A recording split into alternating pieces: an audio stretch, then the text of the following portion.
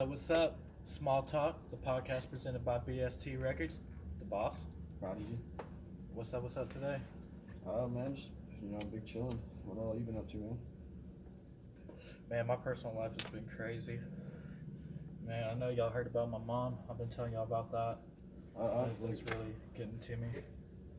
They found out last year that she was diagnosed with cancer, and I'm not saying this in any kind of pity party or anything like that. It's just really got me down right now, And on top of that, I got my legal cases, my legal stuff going on. So it's just been kind of a tough time this week. This past week has been really rough. How's the week been treating you? I've been on the complete opposite of the spectrum, man. I'm sorry to hear that. It's been a pretty fulfilling work week, turning a whole bunch of hours. Business is good. Mm-hmm. So today was 14-month death anniversary of Matt Miller. Oh yeah, yep. 14 months. Yeah, I can't believe it's been that long. So what you were telling me, how did they find him? They found him in a praying position at the foot of his bed. So I think that's kind of weird. Yeah. What are your thoughts on that? Like we were talking about earlier, we actually discussed this a little bit before the podcast. Isn't it crazy that out of all the things he could have done, he chose to pray? Yeah. Like you said, I'm not gonna take credit for saying this. He could have called an ambulance, and they could have gave him that the stuff they give to people, when they overdose on heroin or something. Yeah, because he had enough time to at least kneel and pray. He knew something was up. Mm-hmm. That's kind of odd. That's how they found him. Yeah, that's crazy. Honestly, it's not that's not like any other death I've ever heard of. Yeah, I don't see it as an overdose because it's not your everyday drug users that are the ones overdosing. It's the newcomers there too. They don't know what they're doing and they end up taking too much. And see, he didn't overdose on cocaine. He had cocaine in the system and he had fentanyl and alcohol. Right. What do you think the problem is? Fentanyl. Yeah. So, in my personal opinion, some other people might differ, but I think he was murdered in cold blood. I agree. I know it wasn't I know nobody straight up went and killed him or anything like that, but that was still premeditated. You know what I mean? When you cut your shit with fentanyl and you sell it to somebody, you're knowingly, you're potentially killing somebody. So, and that thought process, when you shoot somebody, that same amount of responsibility that you have for shooting them is the same as somebody putting fentanyl and going and giving it to somebody. And what's crazy is the reason why people have been put in small doses of fentanyl and everything is because it's highly addictive. Mm-hmm. So people they put it in there thinking that they're just going to keep coming back. But if you build up a tolerance to something such as coke, you every drug you try, what your limit is. Well, not at first, but once you build a tolerance to it, what your limit is. What you can take without hurting yourself. Yeah, and it's been known that he had a substance abuse problems, and then you can only imagine what was happening with his breakup with Ariana Grande. So it's just a lot of stuff led up to it. Yes, it could have been potentially avoided, but I see it as murder, and it's very unfortunate. Very unfortunate.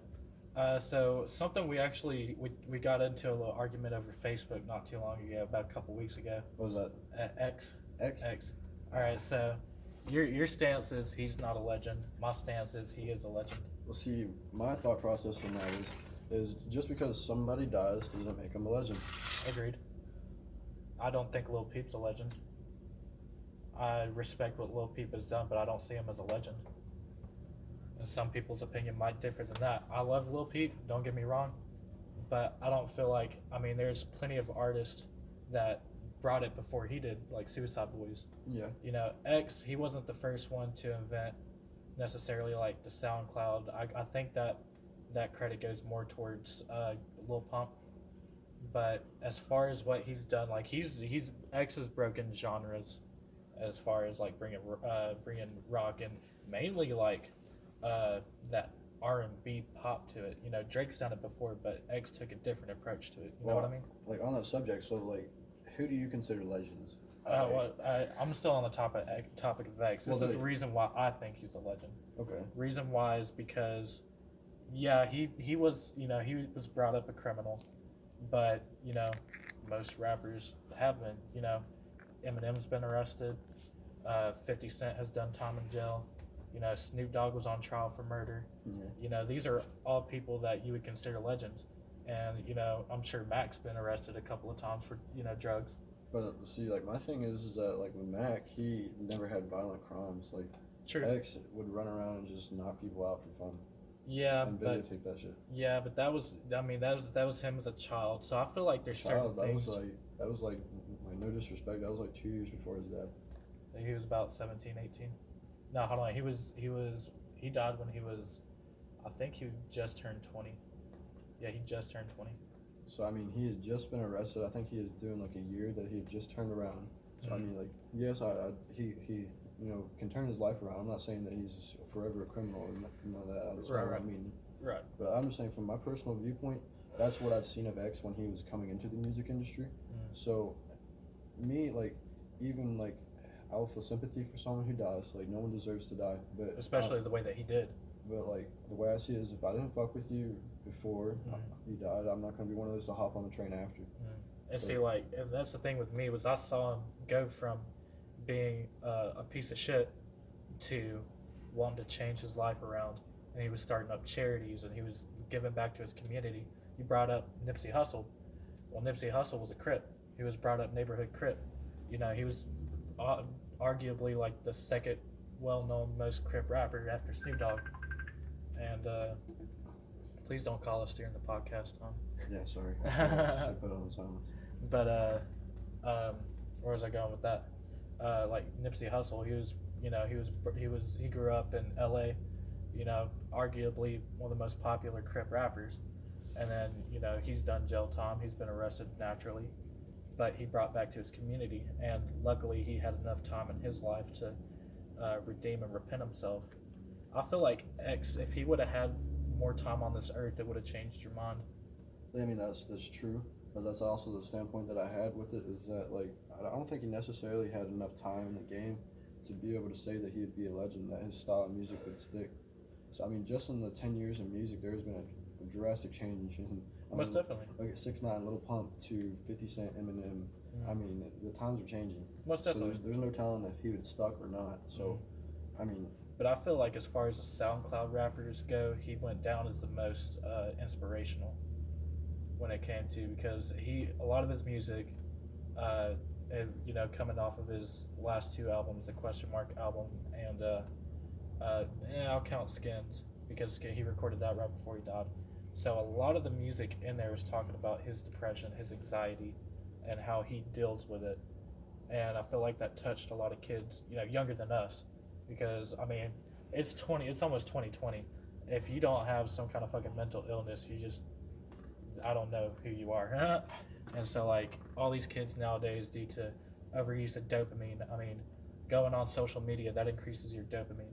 You get addicted, and your dopamine fucking crashes, and then you just depressed all the fucking time. Yeah. For no reason. And it's like smoking weed, that increases your dopamine. Drinking, that increases your dopamine. That's why, you know, historically, a lot of those people, they started and then they become even more depressed, you know, especially drinking, you know, that's a depressant all on its own. But I feel like he touched a lot of people, and when he died, like there was millions of people that felt that, you know.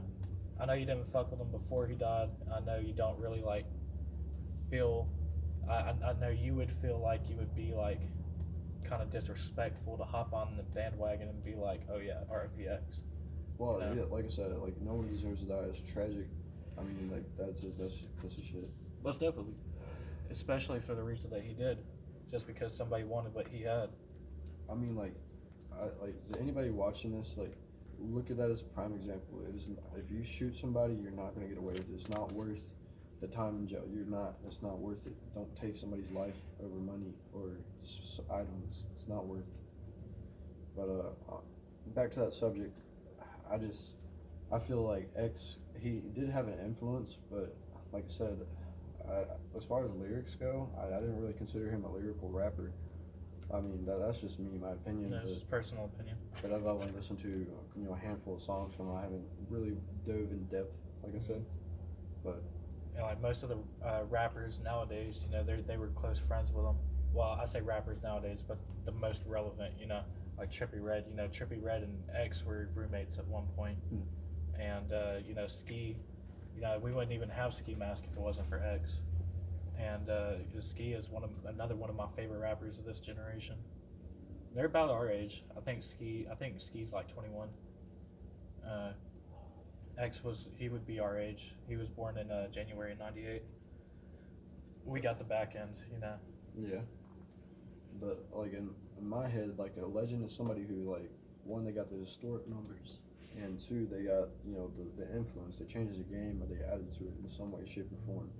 So it's like at this point, like, I kind of consider MGK a legend, but you know he's still growing. But like Mac Miller, I consider him a legend. Right. Eminem, Tupac, you know, the list goes on and on. What do you think in our lifetime? What do you think was the most, like, the biggest feat in hip hop? Like the biggest thing that made people realize that, you know, hip hop is important to this generation? No, I can't really tell you. I would say probably the most amazing feat would probably be when Killshot dropped. That broke YouTube records. That broke, you know, iTunes records. That broke Google Play records. Oh, Eminem's album? Not the album, just Killshot. Yeah, just Killshot. Oh, so like that'd bring up yeah. So I'd say the MGK Eminem beef. Yeah. Sorry, I didn't fully understand what you meant. Oh, you're good. But yeah, I'd say the MGK and Eminem diss right there, that brought back hip hop for sure. To show that, you know, that you can still have that kind of competitive diss rap and be lyrical, and just that. Some people say that MGK didn't bring bars because he had a chorus, but my point is just because you have a chorus doesn't mean that you didn't bring it at all. It doesn't discredit a song. Now, see, I personally like Rap Devil, and but I felt like, I don't know, because there's pros and cons to it. Like, I see how he wanted to make it catchy, because the lyrics were good. What I didn't necessarily like about Rap Devil was more the flow at certain parts. You know, I felt like his flow didn't match with the beat the best. But I understand why he did it, was to appeal to a younger crowd. So like I said, the fact that he acknowledges that he's not going to be able to be a god, like not god, but like the greatest of all time. Right. The GOAT is what I meant to say. But you're not going to be Eminem. He knows that. So like he acknowledges him and respects that, but at the same time he's like puts in his input. Yeah, and he lyrically, like, the fact that he uses Eminem songs, his lyrics against him, and I feel like that's probably the best swing at Eminem that there's been. Yeah, most definitely, I agree. Rap Devil has probably been Eminem's biggest attack on him. Yeah, for sure. Because I mean, Ja Rule, he didn't do a whole lot. Even when M was going at it with who was it? No, he didn't go at it with 50. I don't remember who he went at it with, but he was, you know, nobody's really came as close as MGK has. I mean, the fact that, you know, Killshot didn't end MGK's career. Actually made him bigger. Yeah. So I mean, he's doing real good. What'd you think about the Joyner and Logic beef? The Joyner and Logic beef. So like I told you originally, I thought it was petty. Because it was over a phone number of a song. Like, there's millions of songs that have phone numbers in it, and the fact that Logic, like months prior, he had already started working on the song. He had an actual orchestra that he was, you know, composing with. So I think it was just petty, and at the time, I think it was Joyner's attempt to actually get some, you know, fame, you know, draw attention to himself. I mean, like I like Joyner now. For sure. He definitely has set himself apart from everybody else. But other than that. Go ahead. I don't know, Joyner. He's just like, you get to see him evolve, and it was insane. I think we're running out of time. Are we? Yeah, time kind of flew by fast on this podcast. For sure. Anyways, anything you want to get out? Any last words? Like I said, we got Freestyle Fridays coming up that we're, you know, hopefully be releasing soon, and you know, we always got projects we're working on, and you guys could always send in ideas for, you know, topics or conversations. Most definitely. We're gonna grow off of y'all's feedback. Tomorrow's a big day for me. Yeah. Or today, by the time that all of y'all see this. Big 21. Big 2-1. Next time on the next podcast, I'm just gonna have a whole bunch of liquor bottles here. Anyways, thanks for tuning in. This has been Small Talk presented by BST. We'll see you next week.